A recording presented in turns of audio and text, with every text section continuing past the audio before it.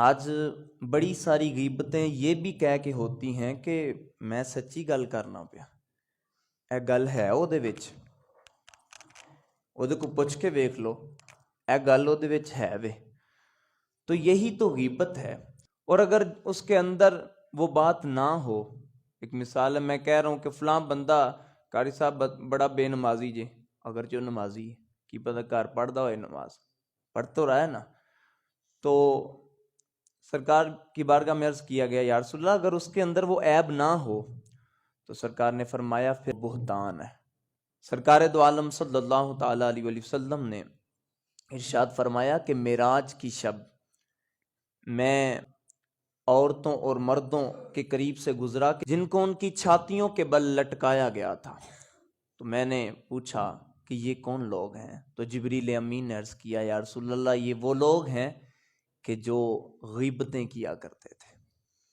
حضرت عبداللہ بن عباس رضی اللہ تعالی عنہ سے مروی ہے کہ سرکار دو عالم صلی اللہ علیہ وآلہ وسلم نے ارشاد فرمایا، غیبت کرنے والا قیامت کے دن بندر کی شکل میں اٹھے گا، جھوٹ بولنے والا قیامت کے دن کتے کی شکل میں اٹھے گا۔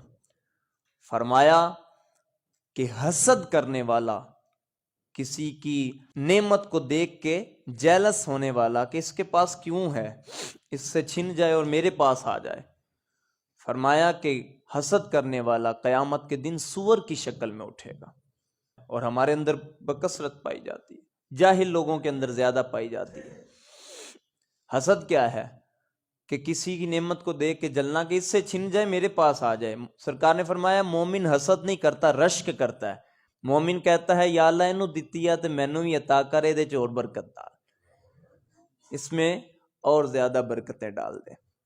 تو ہمارا انداز ایسا ہونا چاہیے۔ حضرت ابو بکر صدیق رضی اللہ تعالیٰ عنہ، حضرت عمر فاروق رضی اللہ تعالیٰ عنہ، آپ کے بارے میں آتا ہے کہ آپ دونوں ایک دن اکٹھے بیٹھے تھے، کھانے کا دسترخوان تھا، تو ایک نے دوسرے کو کہا کہ یار فلاں شخص جو ہے نا بڑا سوتا ہے۔ کیا کہا؟ بڑا سوتا ہے، سمپل جملہ ہے، اور ہم تو اتنے غیبت باز ہیں کہ ہمارے لیے تو یہ بالکل سمپل ہے کہ یار فلاں شخص بڑا سوندا ہے، یار نماز دا بھی نہیں پتہ لگتا، نماز لنگ جاندی پھر ان جاگ آؤندی۔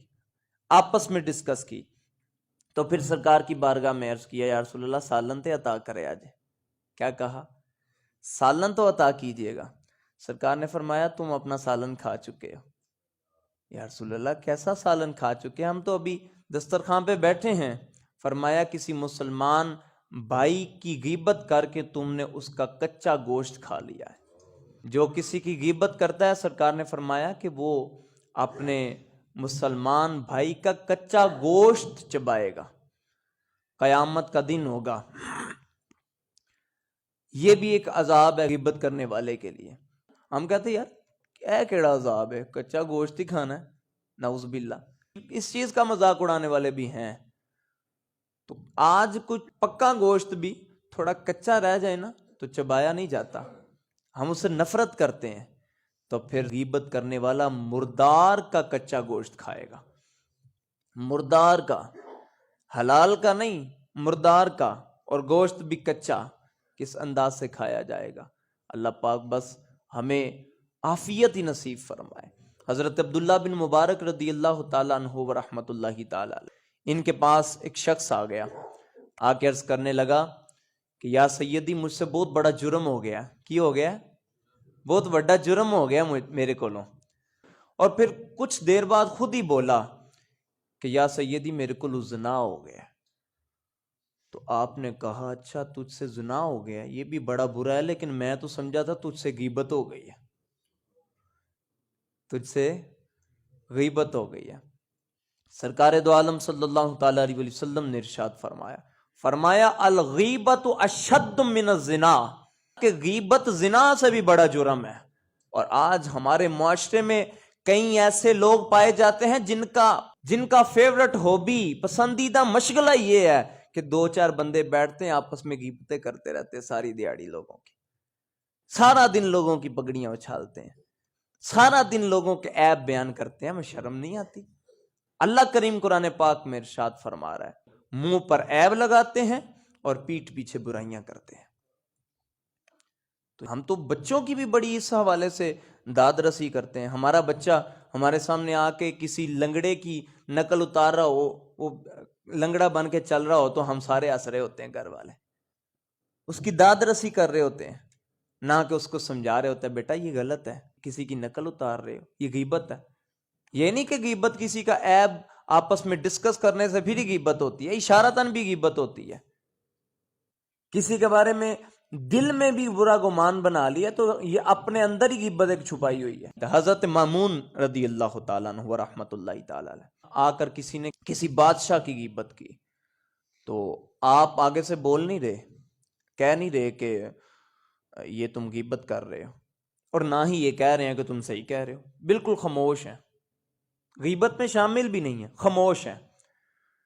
تو رات سوئے تو خواب کے اندر اسی بادشاہ کی میت آگے پڑی ہوئی ہے، اور آپ سے کہا جا رہا ہے کہ اس بادشاہ کی میت کا کچا گوشت کھا.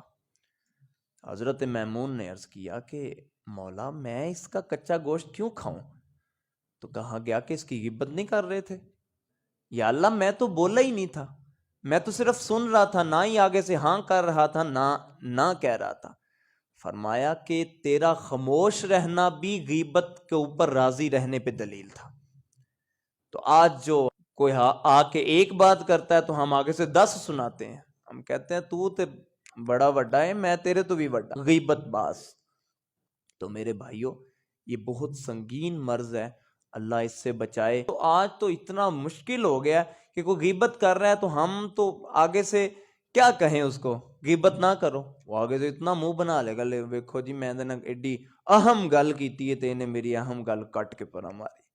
لیکن پھر بھی کوشش کریں، سوری کریں.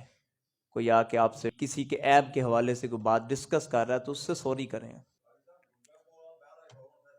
جی سرکار علیہ الصلوۃ والسلام نے فرمایا کہ تم اگر کسی کی غیبت نہیں